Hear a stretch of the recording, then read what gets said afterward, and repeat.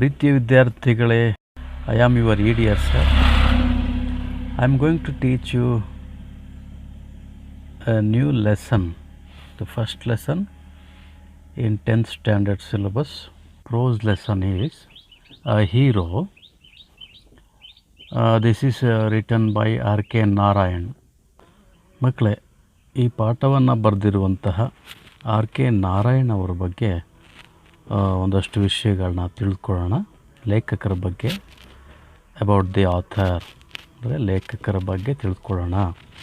R K Narayan is widely considered to be one of the greatest Indian English novelists.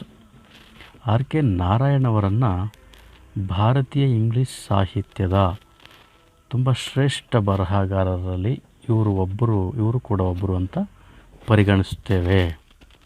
R K Narayan is widely considered, ತುಂಬ ಇವ್ರನ್ನ ವಿಶಾಲವಾಗಿ ಪರಿಗಣಿಸ್ತೀವಿ ಅಂತ, ದೊಡ್ಡ ಮಟ್ಟದಲ್ಲಿ ಪರಿಗಣಿಸ್ತೀವಿ. ಹೇಗೆ? To be one of the greatest Indian English novelists. Novelists ಅಂದರೆ ಕಾದಂಬರಿಕಾರರು. Who is known for simple and unpretentious, ಅಂದರೆ ಇವರು ಸಾಹಿತ್ಯದಲ್ಲಿ ಭಾಳ ಸರಳತೆಯನ್ನು, ಸಿಂಪ್ಲಿಸಿಟಿಯನ್ನು ನಾವು ನೋಡ್ಬೋದು. ಹಾಗೆ ಆ್ಯಂಡ್ ಅನ್ಪ್ರಿಟೆಂಟಿಯಸ್, ಯಾವುದೇ ಆಡಂಬರವಿಲ್ಲದ, ನಾಟಕೀಯತೆ ಹೆಚ್ಚು ಇಲ್ಲದೇ ಇರುವಂತಹ ಕಥೆಗಳನ್ನು ಇವರ ಸಾಹಿತ್ಯದಲ್ಲಿ ನಾವು ನೋಡ್ಬೋದು. You can see very simple and unpretentious writing style in his work. Is best known for his works set in the fictional South Indian town of Malgudi. ಅವರ ಕಥೆಗಳಲ್ಲಿ, ಅವರ ಕಾದಂಬರಿಗಳಲ್ಲಿ ಭಾಳ ಪ್ರಮುಖವಾಗಿ ದಕ್ಷಿಣ ಭಾರತದ ಒಂದು ಹಳ್ಳಿ ಮಾಲ್ಗುಡಿ ಕಥೆಯ ಆ ಸ್ಥಳದ ಸುತ್ತಮುತ್ತ ನಡೆಯುವಂಥ ಇನ್ಸಿಡೆಂಟ್ಗಳೇ ಇವರ ಸ್ಟೋರಿಗಳಲ್ಲಿ ಬರ್ತವೆ. His works include Swami and his friends. ಅವರ ಸುಪ್ರಸಿದ್ಧ ಲೇಖನ ಕೃತಿಗಳು ಇಲ್ಲಿ ಕೊಡಲಾಗಿದೆ. ಹಿಸ್ ವರ್ಕ್ಸ್ ಇನ್ಕ್ಲೂಡ್, ಅವರ ಕೆಲಸ ಅಂದರೆ ಅವರ ಕೃತಿಗಳು ಯಾವೆಲ್ಲ ಒಳಗೊಂಡಿದೆ ಅಂದರೆ, Swami and his friends, the bachelor of arts, the English teacher and the financial expert. So these are all very famous literary work of R K Narayan. ಅದರಲ್ಲಿ ಸ್ವಾಮಿ ಆ್ಯಂಡ್ ಫ್ರೆಂಡ್ಸ್ ಅಂತ ಇದೆ, ಆಮೇಲೆ ದ ಬ್ಯಾಚುಲರ್ ಆಫ್ ಆರ್ಟ್ಸ್ ಅಂತ ಒಂದು ಕೃತಿ ಇದೆ, ಹಾಗೆ the English teacher English teacher ಅಂತ ಒಂದು ಕೃತಿ ಇದೆ, ಆ್ಯಂಡ್ ದಿ ಫೈನಾನ್ಷಿಯಲ್ ಎಕ್ಸ್ಪರ್ಟ್ ಅಂತ ಒಂದು ಕೃತಿ ಇದೆ. ಸೊ ಇವುಗಳು ಅವರ ಕೃತಿಗಳಲ್ಲಿ ಭಾಳ ಪ್ರಸಿದ್ಧವಾದ ಕೃತಿಗಳು. ಇಸ್ ನಾವೆಲ್ ದಿ ಗೈಡ್, ಅವರ ಒಂದು ಕಾದಂಬರಿ ದಿ ಗೈಡ್ ಅನ್ನುವಂಥ ಒಂದು ಕಾದಂಬರಿಯನ್ನು ಒಂದು ಹಿಂದಿ ಸಿನಿಮಾಕ್ಕೆ ಅವರು ಅಳವಡಿಸ್ಕೊಂಡಿದ್ದಾರೆ. ಅದು ಒಂದು ಹಿಂದಿ ಸಿನಿಮಾ ಆಗಿದೆ. Is novel the guide was adapted for film and it won the Sahitya Akademi award. The guide ಅನ್ನೋ ಕೃತಿಗೆ ಸಾಹಿತ್ಯ ಅಕಾಡೆಮಿ ಅವಾರ್ಡ್ ಕೂಡ ಬಂದಿದೆ. He highlights social content. ಅವರು ಯಾವುದನ್ನು ಹೈಲೈಟ್ ಮಾಡ್ತಾರೆ ಅವರ ಕೃತಿಗಳಲ್ಲಿ ಅಂದರೆ, ಈ ಹೈಲೈಟ್ಸ್ ಸೋಷಿಯಲ್ ಕಂಟೆಂಟ್, ಸಾಮಾಜಿಕ ವಿಷಯಗಳನ್ನು ಅವರು ಹೈಲೈಟ್ ಮಾಡ್ತಾರೆ. ಮನುಷ್ಯ ನಡುವಿನ ಸಂಬಂಧಗಳ ವಿಷಯ. And provides A feel for his characters. ಅವ್ರ ಕಥೆಗಳನ್ನು ಓದ್ತಾ ಇದ್ದರೆ ನಮಗೆ ಆ ಪಾತ್ರದೊಳಗೆ ನಾವೇ ಇನ್ವಾಲ್ವ್ ಆಗಿಬಿಡ್ತೀವಿ. ಆ ಒಂದು ಫೀಲನ್ನು ಕ್ಯಾರೆಕ್ಟರ್ಸ್ ಕೊಡ್ತವೆ ಅಲ್ಲಿ ಬರೋ ಪಾತ್ರಗಳು. And provides A feel for his characters through every day life. ಪ್ರತಿನಿತ್ಯ ನಡೆಯುವ ಘಟನೆಗಳ ಮೇಲೆ ಅವರ ಕೃತಿಗಳಲ್ಲಿ ಬರೆದಿರ್ತಾರೆ. He was nominated to the Rajya Sabha, the upper house of India's parliament. ಅವರು he became very famous novelist and became very popular all over India. So the government recognized him and nominated him to the Rajya Sabha, the upper house of India's parliament. India's parliament, ಭಾರತದ ಸಂಸತ್ತಿನ ಮೇಲ್ಮನೆಯಾದಂತಹ upper house ಆದಂತಹ ರಾಜ್ಯಸಭಕ್ಕೆ ಇವರನ್ನು nominate ಮಾಡ್ತಾರೆ. ಅಂದರೆ ಇವರು Rajya Sabha member ಕೂಡ ಆಗಿರ್ತಾರೆ. ಈ was also the member of Rajya Sabha, the upper house of India's parliament. So ಮಕ್ಕಳೇ, my dear children, this is a very brief information about the author R.K. Narayan. So if you want to know more about him, you can search in Google about R.K. Narayan. You will get a lot of plenty of information about such a great novelist of Indian English writer. ಮಕ್ಕಳೇ, ಈಗ ಪಾಠವನ್ನು ಪ್ರಾರಂಭ ಮಾಡೋ ಮುಂಚೆ ಇಲ್ಲಿ ಬರುವಂಥ ಕೆಲವು content ವರ್ಡ್ಸ್ಗಳಿವೆ. ಆ ವರ್ಡ್ಸಿನ ಮೀನಿಂಗ್ಸನ್ನು ನಾವೀಗ ತಿಳ್ಕೊಳ್ಳೋಣ. ಏನು ನೀವು 8th 9th ಗ್ಲಾಸರಿ ಅಂತ ಇರ್ತಿತ್ತು, ಆ ಗ್ಲಾಸರಿಯಲ್ಲಿ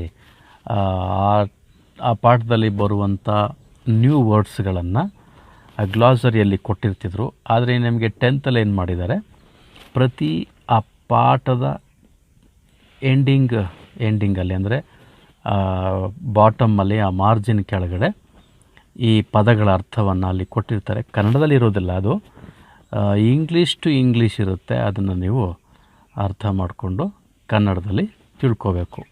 ಸೊ ಇಲ್ಲಿ meaning of words in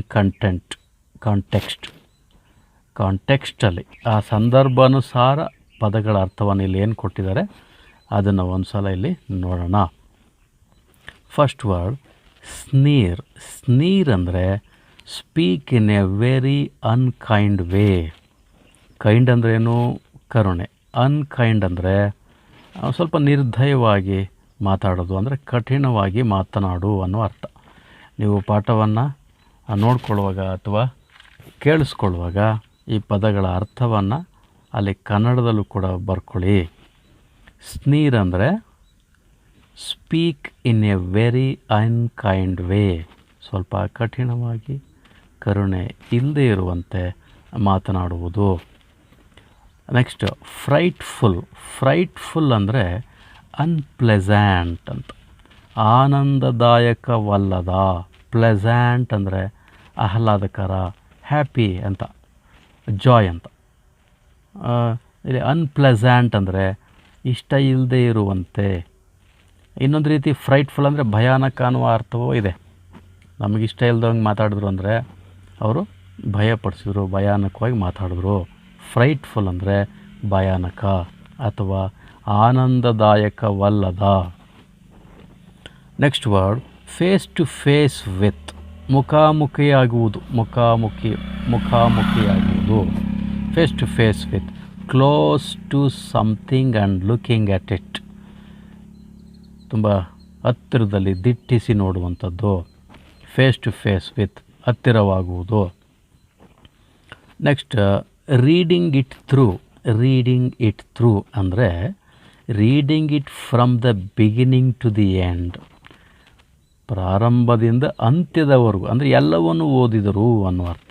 reading it through, reading it from the beginning to the end. Next crossly ಅಂದರೆ ಇಲ್ಲಿ ಅ ಲಿಟ್ಲ್ ಆ್ಯಂಗ್ರಿಲಿ, ಸ್ವಲ್ಪ ಕೋಪದಿಂದ ಕ್ರಾಸ್ಲಿ ಅನ್ನುವ ಅರ್ಥ. ಅಂದರೆ ಮೀನಿಂಗ್ ಏನಿದೆ, ಅ ಲಿಟ್ಲ್ ಆ್ಯಂಗ್ರಿಲಿ, ಸ್ವಲ್ಪ ಕೋಪದಿಂದ. Next mere skeleton. Actually skeleton ಅಂತಂದರೆ ಅಸ್ಥಿಪಂಜರ. ಇಲ್ಲಿ ಸ್ವಲ್ಪ ವ್ಯಂಗ್ಯವಾಗಿ ವ್ಯಕ್ತಿ ಬಗ್ಗೆ ಮಾತಾಡಿದ್ದಾರೆ. ಮಿಯರ್ ಸ್ಕೆಲಿಟನ್ ಅಂದರೆ ವೆರಿ ಥಿನ್, ಸಣಕಲ ಅಂತ ಏನು ಕರಿತೀವಿ ನಾವು, ಸಣಕಲ, ತುಂಬ ಲೀನಾಗಿದ್ದಾನೆ, ಥಿನ್ ಆಗಿದ್ದಾನೆ ಅಂತ ಮಾತಾಡ್ತೀವಲ್ಲ, ದಪ್ಪಾಗಿಲ್ಲ, ಒಣಕಲ್ ಕಡ್ಡಿ ಅಂತೀವಲ್ಲ ಹಾಗೆ. Next scowl. ಸ್ಕೌಲ್ ಅಂದರೆ an angry look or expression, ಕೋಪದ ನೋಟ, ಗುರಾಯಿಸುವುದು ಅಂತ ಮಾತಾಡ್ತೀವಲ್ಲ ಅದು. ಸ್ಕೌಲ್ ಅಂದರೆ an angry look or expression. Next word proposition. Proposition ಅಂದರೆ ಸಜೆಷನ್ ಅನ್ನುವ ಅರ್ಥ, ಸಲಹೆ. ಪ್ರೊಪೊಸಿಷನ್ ಮೀನ್ಸ್ ಸಲಹೆ, ಸಜೆಷನ್. Next mumble. ಮಂಬಲ್ ಅಂದರೆ say something not clearly enough, ತೊದಲುವುದು ಅನ್ನುವ ಅರ್ಥ. ಅವರು ಮಾತನಾಡ್ತಾ ಇರೋದು ನಮಗೆ ಸರಿಯಾಗಿ ಅರ್ಥ ಆಗ್ತಾಯಿಲ್ಲ, ಏನೋ ತೊದಲ್ತಾ ಇದ್ದಾರೆ ಅನ್ನೋ ಅರ್ಥ. Mumble. Mumble means say something not clearly enough, ಸ್ಪಷ್ಟವಾಗದೇ ಇರುವಂಥ ಮಾತು. Next scorpions. ಸ್ಕಾರ್ಪಿಯನ್ಸ್ ಅಂದರೆ ಏನು, small creatures of the spider family. Small creatures of the spider family with a poisonous sting. ಅಂದರೆ ಏನು, ಚೇಳು ಅಂತ ಒಂದು ಜೀವಿ ಇದೆಯೋ ಅದು. ಸ್ಕಾರ್ಪಿಯನ್ಸ್ ಅಂದರೆ ಚೇಳುಗಳು. ಆಮೇಲೆ ಮಕ್ಕಳೇ ಮುಂದುವರೆದು ಈ ಗ್ಲಾಸರಿಯಲ್ಲಿ ಈ ನ್ಯೂ ವರ್ಡ್ಸ್ ಲಿಸ್ಟಲ್ಲಿ ನೆಕ್ಸ್ಟ್ ವರ್ಡ್ ಏನು, ಸ್ಲಂಕ್. ಸ್ಲಂಕ್ ಇದನ್ನು ಪಾಸ್ಟ್ ಟೆನ್ಸಲ್ಲಿ ಕೊಟ್ಟಿದ್ದಾರೆ. Slink, slunk. Moved somewhere quietly and secretly. Slunk ಅಂದರೆ moved somewhere quietly and secretly. ಏನು, ನಾವು ಅದನ್ನು ಕಳ್ಳನಡಿಗೆ ಅಂತೀವಲ್ಲ, ಕಳ್ಳನಡಿಗೆ ಅಂತ ತಿಳ್ಕೊಬೋದು ಇದನ್ನು. ಸ್ಲಂಕ್ ಅಂದರೆ moved somewhere quietly and secretly, ಕಳ್ಳ ಬೆಕ್ಕಿನ ಹಾಗೆ ನಡೆಯುವುದು ಅಂತ ಮಾತಾಡ್ತೀವಲ್ಲ, ಆ ರೀತಿ ಕಳ್ಳನಡಿಗೆ. Next laughing stock. Laughing stock ಅಂದರೆ ಆ್ಯನ್ ಆಬ್ಜೆಕ್ಟ್ ಆಫ್ ರಿಡಿಕ್ಯೂಲ್, ಅಪಹಾಸ್ಯದ ವಸ್ತು. ಎಲ್ಲರೂ ಗೇಲಿಗೆ ಒಳಗಾಗುವುದು ಅಂತ. ಇನ್ನೊಂದು ಕರೆಕ್ಟ್ ಪದ ಅಂದರೆ ಕನ್ನಡದಲ್ಲಿ ನಗೆಪಾಟಲಿಗೀಡಾಗುವುದು, ಟೀಕೆಯ ವಸ್ತುವಾಗುವುದು. ಲಾಫಿಂಗ್ ಸ್ಟಾಕ್ ಅಂದರೆ an object of ridicule. Ridicule ಅಂದರೆ ವ್ಯಂಗ್ಯದ ವಸ್ತುವಾಗುವುದು, ತಮಾಷೆಯ ವಸ್ತುವಾಗುವುದು. ನೆಕ್ಸ್ಟ್ ನೈಟ್ ಮೇರ್. ನೈಟ್ ಮೇರ್ ಅಂತಂದರೆ ಅ ಫ್ರೈಟನಿಂಗ್ ಡ್ರೀಮ್, ಒಂದು ಭಯಾನಕ ಕನಸು. ಭಯಾನಕ ಕನಸನ್ನು, ಒಂದು ಕೆಟ್ಟ ಕನಸನ್ನು ನಾವು ನೈಟ್ ಮೇರ್ ಅಂತ ಕರಿಬೋದು. A frightening dream. ಫ್ರೈಟನಿಂಗ್ ಅಂದರೆ ಎದುರಿಸುವಂಥದ್ದು, ಡ್ರೀಮ್ ಅಂದರೆ ಒಂದು ಕನಸು. Next desperately. ಡೆಸ್ಪರೇಟ್ಲಿ ಅಂದರೆ do something with no hope, ನಿರಾಸೆ ಅನ್ನುವ ಅರ್ಥ. ಡೆಸ್ಪರೇಟ್ಲಿ ಅಂದರೆ do something with no hope. ಯಾವುದೋ ಒಂದು ಕೆಲಸ ಮಾಡುವಾಗ ಅದ್ರ ಬಗ್ಗೆ ಆಸಕ್ತಿ ಇಲ್ಲದೆ ಇರುವಂಥದ್ದು, ಹೋಪ್ ಇಲ್ದಲ್ಲೇ ಮಾಡುವಂಥದ್ದು ಅಂದರೆ ನಿರಾಸೆ. Next word mortal. ಮಾರ್ಟಲ್ ಅಂದರೆ ಕ್ಷಣಿಕವಾದದ್ದು ಅಥವಾ ordinary, not able to live for ever, ತಾತ್ಕಾಲಿಕವಾದದ್ದು, ಎಂಡ್ ಇರುವಂಥದ್ದು ಅಂತ. ಮಾರ್ಟಲ್ ಅಂದರೆ ತಾತ್ಕಾಲಿಕವಾದದ್ದು. Next word clutched. Held tightly. Clutched ಅಂದರೆ ಬಿಗಿಯಾದ ಹಿಡಿತ. Held tightly. ಹೋಲ್ಡ್ ಅನ್ನೋದನ್ನು ಇಲ್ಲಿ ಹೆಲ್ಡ್ ಪಾಸ್ಟ್ ಟೆನ್ಸಲ್ಲಿ ಕೊಟ್ಟಿದ್ದಾರೆ. ಪ್ರೆಸೆಂಟ್ ಟೆನ್ಸಲ್ಲಿ ಹೋಲ್ಡ್ ಅಂತ ಹೇಳ್ತೀವಿ, ಪಾಸ್ಟ್ ಟೆನ್ಸಲ್ಲಿ ಹೆಲ್ಡ್ ಅಂತ ಆಗುತ್ತೆ. Held tightly. ಕ್ಲಚ್ ಅಂದರೆ ಹಿಡಿತ. Next tumbling. ಟಂಬ್ಲಿಂಗ್ ಅಂದರೆ ಫಾಲಿಂಗ್ ಹೆಲ್ಪ್ಲೆಸ್ಲಿ, ಬೀಳುವುದು. ಇನ್ನೊಂದು ಪದ ಎಡವುವುದು, ಎಡವುತ್ತೀವಲ್ಲ ಅದನ್ನು ಟಂಬ್ಲಿಂಗ್. ಫಾಲಿಂಗ್ ಹೆಲ್ಪ್ಲೆಸ್ಲಿ, ಅಸಹಾಯಕವಾಗಿ ಬೀಳೋದು. ನೆಕ್ಸ್ಟ್ ಬರ್ಗ್ಲರ್ ಅಂದರೆ ದರೋಡೆಕೋರ. A person who enters a building in order to steal, ಅಥವಾ ಅವನ್ನ ಹೌಸ್ ಬ್ರೇಕರ್ ಅಂತ ಕೂಡ ಕರಿತೀವಿ. ಬರ್ಗ್ಲರ್ ಅಂದರು ಒಂದೇ, ಹೌಸ್ ಬ್ರೇಕರ್ ಅಂದರು ಒಂದೇ. Next, not have a wink of sleep. ಕಣ್ಣು ಮುಚ್ಚಲಿಲ್ಲ, ಕಣ್ಣು ರೆಪ್ಪೆ ಹೊಡಿಲಿಲ್ಲ ಅಂದರೆ ನಿದ್ರೆಯನ್ನು ಮಾಡಲಿಲ್ಲ ಅಂತ ಅರ್ಥ. Not have a wink of sleep ಅಂದರೆ could not sleep, couldn't sleep ಅನ್ನುವ ಅರ್ಥ. ಮಕ್ಕಳೇ, ಮುಂದುವರೆದು ಮುಂದಿನ ವರ್ಡ್ಸ್ ಲಿಸ್ಟಲ್ಲಿ ಏನಿದೆ ಅಂದರೆ ಟೆನಾಸಿಟಿ ಅಂದರೆ ಡಿಟರ್ಮಿನೇಷನ್, ಒಂದು ದೃಢತೆ, ದೃಢ ನಿರ್ಧಾರ ಅಂತೀವಲ್ಲ, ಡಿಟರ್ಮಿನೇಷನ್ ದೃಢ ನಿರ್ಧಾರ ಅಂದರೆ ಹಠ ಮಾರಿತನ ಅಂತೀವಲ್ಲ, ಅದನ್ನು ಟೆನಾಸಿಟಿ, ಬಿಗಿಯಾದ ಮನೋಭಾವ. ನೆಕ್ಸ್ಟ್, ಕಟ್ ಇನ್ ಅಂದರೆ ಇಂಟರಪ್ಟೆಡ್ ಅಟ್ ಒನ್ಸ್. ಇಂಟರಪ್ಟೆಡ್ ಅಂದರೆ ಹಸ್ತಕ್ಷೇಪ ಮಾಡುವುದು, ಮೂಗು ತೂರಿಸುವುದು, ಮಧ್ಯಪ್ರವೇಶಿಸುವುದು ಅನ್ನುವ ಅರ್ಥ. ನೆಕ್ಸ್ಟ್ ವರ್ಡ್ ಗ್ಲೂಮಿಲಿ ಅಂದರೆ feeling in a way that things will not improve. ಅಂದರೆ ಏನೂ ಬದಲಾಗಲ್ಲ, ಸುಧಾರಿಸಲ್ಲ ಅನ್ನುವಂಥ ಭಾವನೆ. ಆ್ಯಕ್ಚುಲಿ ಗ್ಲೂಮ್ ಅಂದರೆ ಕತ್ತಲೆ ಅಂತ. ಅಂದರೆ ಏನು ಬದಲಾವಣೆ ಆಗದೇ ಇರುವಂಥದ್ದು, ಏನು ಸುಧಾರಣೆ ಆಗದೇ ಇರುವಂಥದ್ದನ್ನ ಏನು gloomily, feeling in a way that things will not improve ಅಂತ. ನೆಕ್ಸ್ಟ್, ಸ್ಟರ್ನ್ಲಿ ಅಂದರೆ ಸೀರಿಯಸ್ಲಿ ಆ್ಯಂಡ್ ಸ್ಟ್ರಿಕ್ಟ್ಲಿ, ಭಾಳ ಗಂಭೀರವಾದಂತಹ ಗಂಭೀರತೆ, ಭಾಳ ಶಿಸ್ತಿನ ಅನ್ನುವ ಅರ್ಥ. ಕಟ್ಟುನಿಟ್ಟು, ಸ್ಟರ್ನ್ಲಿ ಅಂತ ಕರಿಬೋದು, ಸೀರಿಯಸ್ಲಿ ಆ್ಯಂಡ್ ಸ್ಟ್ರಿಕ್ಟ್ಲಿ. ನೆಕ್ಸ್ಟ್, ಟಿಪ್ಟೋಡ್ ಅಂದರೆ ತುದಿಗಾಲಿನಲ್ಲಿ ನಡೆಯುವುದು, ಬೆರಳ ತುದಿಯಲ್ಲಿ ನಡೆಯುವುದು. ಅಂದರೆ ನಾವು ಸಾಮಾನ್ಯವಾಗಿ ಕಳ್ಳ ನಡಿಗೆಯಲ್ಲಿ ನಡೆಯುವಾಗ ನಾವು ಶಬ್ದ ಆಗಬಾರ್ದು ಅಂತ ಬೆರಳ ತುದಿಯಲ್ಲಿ ನಡೀತೀವಲ್ಲ, ಅದನ್ನು ಟಿಪ್ಟೋಡ್ ಅಂತ ಕರಿತೀವಿ. ಅಂದರೆ walked quietly on the tips of his toes ಅಂದರೆ ಕಾಲು ಬೆರಳುಗಳು, ಕಾಲು ಬೆರಳಿನ ತುದಿಯಲ್ಲಿ ನಡೆಯೋದು, ಶಬ್ದ ಬರದ ಹಾಗೆ. ಇದನ್ನು ಟಿಪ್ಟೋಡ್ ಅಂತ ಅನ್ಬೋದು. ಆಮೇಲೆ ಜಸ್ಟಿಕ್ಯುಲೇಷನ್ಸ್ ಅಂದರೆ to make movements with hands and arms.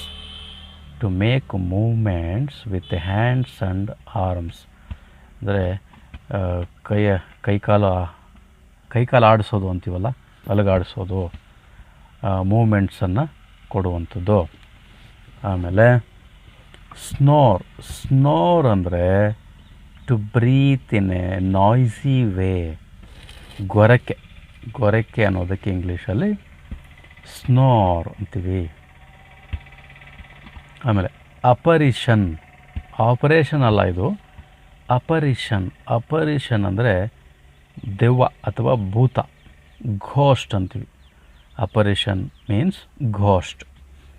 ಆಮೇಲೆ ಛಮ್ CHUM, ಛಮ್ ಅಂದರೆ ಅ ಗುಡ್ ಫ್ರೆಂಡ್, ಒಬ್ಬ ಒಳ್ಳೆಯ ಆತ್ಮೀಯ ಸ್ನೇಹಿತನಿಗೆ ಛಮ್ ಅಂತ ಕರಿತೀವಿ. A good friend especially among children, ಅದರಲ್ಲೂ ವಿಶೇಷವಾಗಿ ಮಕ್ಕಳಲ್ಲಿ. ತುಂಬ ಏನೋ ತಮಾಷೆಗೆ ಆ ಮಕ್ಕಳಲ್ಲಿ ಫ್ರೆಂಡ್ಶಿಪ್ಪಿಗೆ ಒಂದು ಪೆಟ್ ನೇಮ್, ಆದರೆ ತುಂಬ ಆತ್ಮೀಯ ಗೆಳೆಯನನ್ನು ಕರೆಯುವ ರೀತಿ. ಇದು ಫಾರ್ಮಲ್ ಅಲ್ಲ, ಇದು ಔಪಚಾರಿಕವಾಗಿ ಅಲ್ಲ, ಅನೌಪಚಾರಿಕವಾಗಿ ಅಂದರೆ ಇನ್ಫಾರ್ಮಲ್ ಆಗಿ ಇರುವಂಥದ್ದು. ನೆಕ್ಸ್ಟ್, ಸ್ಪೇರ್ ಅಂದರೆ ನಾಟ್ ಹಾರ್ಮ್ ಸಮ್ ಒನ್. ಇನ್ನೊಂದು ಅರ್ಥ ಸ್ಪೇರ್ ಅಂದರೆ ಬಿಡಿ ಭಾಗ ಅಂತೀವಿ. ಈ ಆಟೋಮೊಬೈಲ್ಸಲ್ಲಿ ಸ್ಪೇರ್ ಪಾರ್ಟ್ಸ್ ಅಂತೀವಲ್ಲ ಅದು. ಆದರೆ ಇಲ್ಲಿ ಸ್ಪೇರ್ ಅಂದರೆ ಬಿಟ್ಟು ಬಿಡೋದು, ಏನೋ ನೋವನ್ನು ಉಂಟು ಮಾಡದೆ, ಏನೋ ಘಾಸಿಯನ್ನು ಉಂಟು ಮಾಡದೆ ಬಿಟ್ಬಿಡೋದು, ಏನೋ ಹಾನಿಯನ್ನು ಮಾಡದೇ ಇರೋದು. Not harm someone. Next ಮಕ್ಕಳೇ, ಮುಂದುವರೆದು ಎನ್ಕ್ಯಾಶ್ಡ್ ಅಂದರೆ covered himself closely. Actually encashed ಅಂದರೆ ಪರಿಸ್ಥಿತಿಯನ್ನು ತನ್ನ ಲಾಭಕ್ಕೆ ಬಳಸ್ಕೊಳ್ಳೋದು ಅಂತ ಅರ್ಥ ಆಗುತ್ತೆ. ಆದರೆ ಈ ಪಾಠದಲ್ಲಿ ಎನ್ಕ್ಯಾಶ್ಡ್ ಅಂದರೆ ಮುಚ್ಚಿಕೊಂಡ, ಒದ್ದುಕೊಂಡ ಅನ್ನುವ ಅರ್ಥ. ಆಮೇಲೆ ಸಿಂಕ್ ಆಫ್ ಕ್ರೌಚ್ ಅಂದರೆ lower the body close to the ground, ಅಂದರೆ ತೆವಳುವುದು ಅನ್ನುವ ಅರ್ಥ. ಸಿಂಕ್ ಆಫ್ ಅಥವಾ ಕ್ರೌಚ್, ತೆವಳಿಕೊಂಡು ಹೋಗುವುದನ್ನು ಈಗಂತ ಕರಿತೀವಿ crouching, crawling. Lower the body close to the ground. ಆಮೇಲೆ ರೀಅಶ್ಯೂರ್ ಅಂದರೆ to make someone feel calmer, to make someone less frightened. ಭಯವನ್ನು ಹೋಗಲಾಡಿಸುವುದು ಅಂದರೆ ಭರವಸೆಯನ್ನು ತುಂಬುವುದು ಅನ್ನುವ ಅರ್ಥವನ್ನು ಅಶ್ಯೂರೆನ್ಸ್ ಅಂತೀವಲ್ಲ ಅದು. ರೀಅಶ್ಯೂರ್, ಭಯವನ್ನು ಹೋಗಲಾಡಿಸೋದು, ಭರವಸೆಯನ್ನು ತುಂಬುವುದು, ಸಮಾಧಾನ ಪಡಿಸುವುದು ಅನ್ನುವ ಅರ್ಥ. ನೆಕ್ಸ್ಟ್ ರ್ಯಾಕ್ ಅಂದರೆ make someone suffer great mental pain. ಘಾಸಿಗೊಳಿಸುವುದು, ಮಾನಸಿಕವಾಗಿ ನೋವನ್ನು ಉಂಟು ಮಾಡುವುದು, ರ್ಯಾಕ್ ಅಂತ ಕರಿತೀವಿ ಇದನ್ನು. Make someone suffer great mental pain. ಆಮೇಲೆ ಮಾಲಿಕಾಡ್ಲ್ ಇದೊಂದು ಜೋಡಿ ಪದ, ಇದು ಪೇರ್ ವರ್ಡ್ಸು. ಇದು ಮಾಲಿಕಾಡ್ಲ್ ಅಂದರೆ treat someone very kindly and protect the person too much from anything unpleasant. ತುಂಬ ಮುದ್ದು ಮಾಡೋದು ಅಥವಾ ಯಾವುದೇ ಅಪಾಯದಿಂದ ಪ್ರತಿಯೊಂದರಲ್ಲೂ ಕಾಪಾಡುವುದು ಅನ್ನುವ ಅರ್ಥ ಇದು ಕೊಡ್ತದೆ. ಮಾಲಿಕಾಡ್ಲ್ ಅಂದರೆ ಅತಿ ಮುದ್ದು ಅನ್ನುವ ಅರ್ಥ. ನೆಕ್ಸ್ಟ್ ಸ್ಕೌಟ್ ಅಂದರೆ one who is trained in doing acts of public service. ಯಾರು ಸಾರ್ವಜನಿಕ ಸೇವೆಯನ್ನು ಮಾಡೋದಕ್ಕೆ ಟ್ರೈನಿಂಗನ್ನು ಪಡ್ಕೊಂಡಿರ್ತಾರೋ, ಸಮಾಜ ಸೇವೆಯನ್ನು ಮಾಡೋದಕ್ಕೆ ಟ್ರೈನಿಂಗನ್ನು ಪಡ್ಕೊಂಡಿರ್ತಾರೋ, ಅದನ್ನು ಅವರ ನಾಗರಿಕ ತರಬೇತಿಯನ್ನು ಪಡ್ಕೊಂಡಿರ್ತಾರೋ ಅವರನ್ನು ಸ್ಕೌಟ್ ಅಂತ ಕರಿತೀವಿ. ಅಂದರೆ ಸಮಾಜ ಸೇವಕ, ಸೋಷಲ್ ವರ್ಕರ್ ಅನ್ನೋ ಅರ್ಥ. ಸ್ಕೌಟ್ ಅಂದರೆ ಪಬ್ಲಿಕ್ ಸರ್ವಿಸ್ ಮಾಡೋದಕ್ಕೆ ಆ ಟ್ರೈನಿಂಗನ್ನು ಪಡ್ಕೊಂಡವನ್ನ ಸ್ಕೌಟ್ ಅಂತ ಕರಿಬೋದು. ನೆಕ್ಸ್ಟ್ ನಟೋರಿಯಸ್ ಅಂದರೆ ಈವಿಲ್ ಮೈಂಡೆಡ್, ವಿಚಿದ್ರಕಾರಿ ಮನಸ್ಸುಳ್ಳ ವ್ಯಕ್ತಿ. ಈವಿಲ್ ಮೈಂಡೆಡ್ ಅನ್ನೋ ಅರ್ಥ. ಇದನ್ನು ನಟೋರಿಯಸ್ ಅಂತ ಕರಿಬೋದು. ಮಕ್ಕಳೇ, ಇವಿಷ್ಟು ಏನು ನಿಮ್ಮ ಪಾಠದಲ್ಲಿ ಬರುವಂತಹ